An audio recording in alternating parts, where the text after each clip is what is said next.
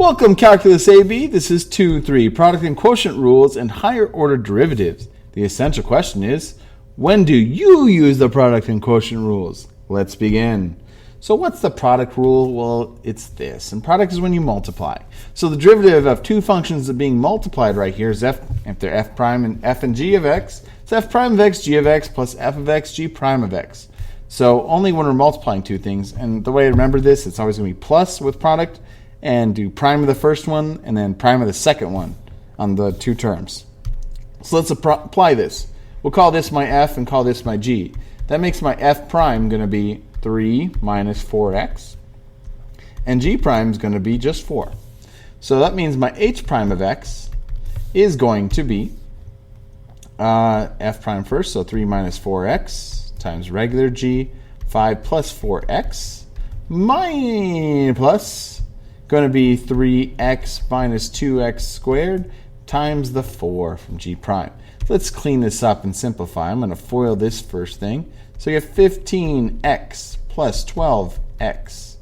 That's not 15x, that's just 15, man. Get it together. So 15 plus 12x minus 20x plus minus 16x squared. All right, now this right term, I am going to distribute the 4, so I get plus 12x minus 8x squared. And combining like terms, well, let's combine the squareds first. Negative 16, negative 8 is negative 24x squared. 12 minus 20 is negative 8, plus 12 is plus 4x, and then plus 15. So this is h prime of x. All right, let's try another example. So I'm going to split it up right here. This will be my f and g, so it makes my f prime going to be 6x, and g prime is going to equal cosine of x.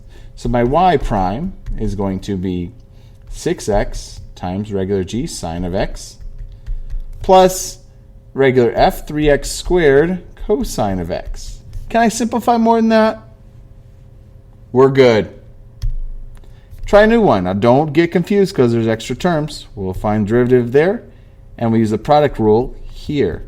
So f prime is going to be 2, and g prime is going to be negative sine of x.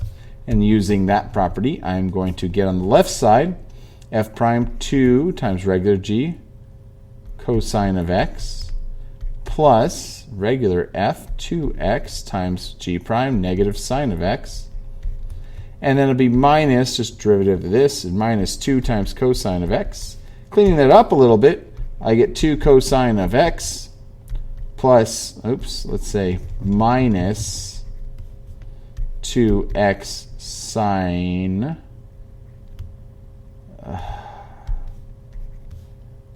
This has been 3 takes today. Don't even want to talk about it. 2 cosine of x. All right, what cancels out? These guys and these guys. So we get negative 2x sine of x. Let's try a different one. Quotient rule. So quotient is when we are dividing. So f of x divided by g of x. We can write it as f prime of x g of x minus f of x g prime of x over g of x squared. Now, a little changes from the product rule because there's a lot of things here and you have to memorize it. You have a subtraction sign right here. It's still f prime and g prime. So prime the numerator. So this will be numerator first, and then prime the denominator second. So numerator minus the denominator primed, and then g of x squared. So whenever we're dividing functions. So let's take an example, and my f will be on top and g on the bottom. So my f prime is going to be 5, and g prime is going to be 2x.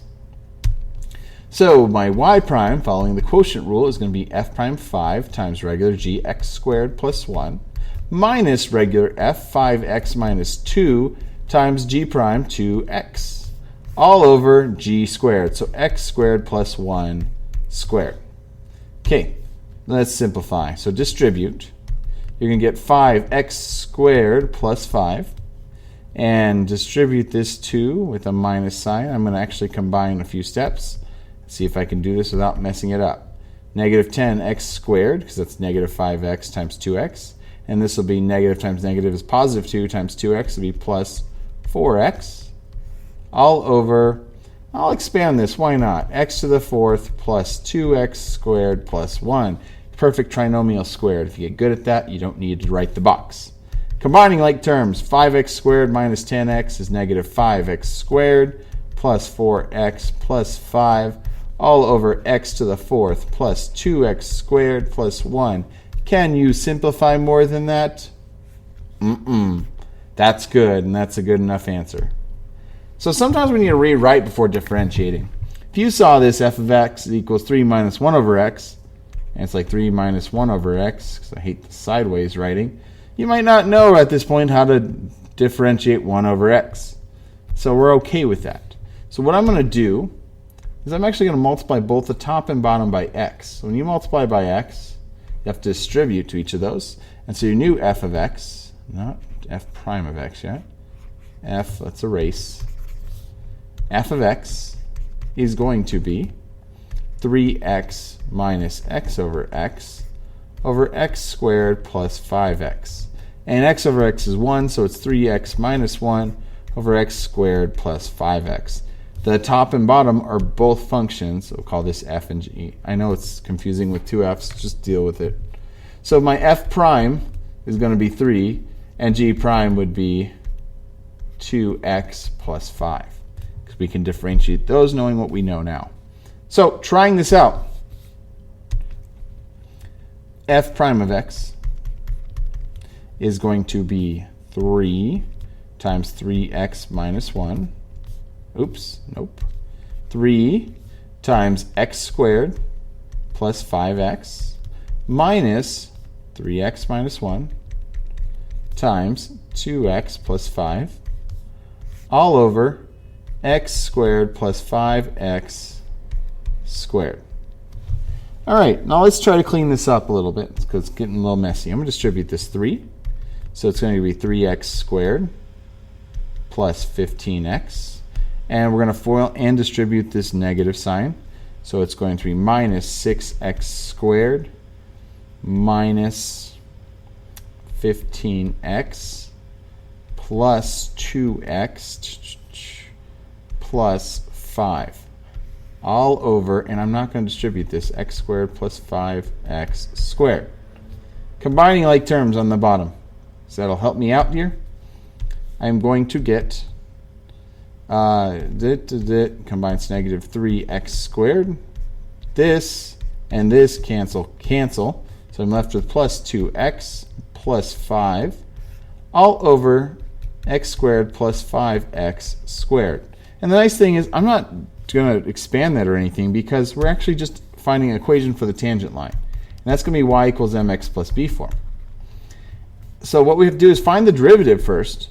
And that m for the tangent line is sort of like this, the f prime of x. But we're actually evaluating at that certain point. So it's really f prime of negative 1. So now I have f prime of x. I'm going to evaluate f prime at negative 1. So I don't need to simplify all the way. I'm just going to plug in.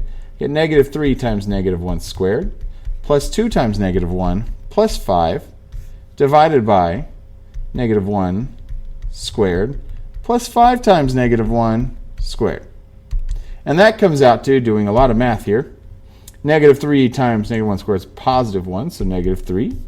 And negative 2 times 1 will be negative 2 plus 5 over, this is 1 minus 5, it'll be negative 4. Negative 4 squared is positive 16. But it doesn't matter because on the top it comes out to 0 over 16, which is 0.